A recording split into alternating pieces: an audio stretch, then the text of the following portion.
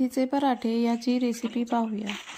यासाठी एका खोलगट भांड्यामध्ये 1.5 वाटी गव्हाचे पीठ, पाऊण वाटी बेसन पीठ घ्यावे। अर्धा चमचा ओवा हातावर क्रश करून घालावा। तसेच हळद, अर्धा चमचा हिंग, अर्धा चमचा लाल मिरची पावडर घालून घ्यावे। असेल तर गरम मसाला देखील घालावा। यानंतर चवीप्रमाणे मीठ घालून घ्यावे।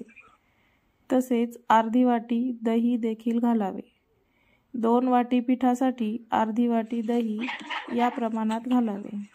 यानंतर 2 वाट्या मेथी बारीक चिरून घालावी। तसेच 1 ते 1.5 चमचा तेल घालून मऊ असे पीठ मळून घ्यावे। साधारण 2 वाटी पिठापासून 5 मोठे पराठे तयार होतात। अशा पद्धतीने तुम्ही भोपळ्याचे पराठे देखील तयार करू शकतात। पराठे लाटताना तुम्ही आवडीनुसार जाड किंवा पातळ पराठे लाटू शकतात। यामध्ये आपण दही व तेल घातल्यामुळे हे पराठे दिवसभर मऊ राहतात। अशा पद्धतीने पराठे लाटून झाल्यावर गरम तव्यावर भाजून घ्यावे। तवा एकदा गरम झाला की आच मध्यम करावी, जेणेकरून पराठे दोन्ही बाजूने व्यवस्थित भाजल्या जातील।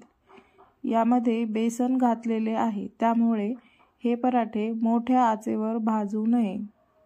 मुलांना डब्यामध्ये देण्यासाठी असे मेथीचे किंवा भोपळ्याचे पराठे आपण बनवू शकतो।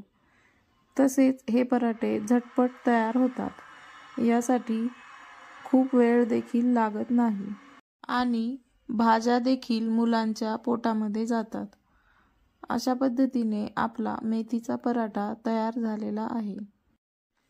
तुम्ही पाहू शकता या ठिकाणी पराठा किती नरम आणि मऊ आहे। धन्यवाद।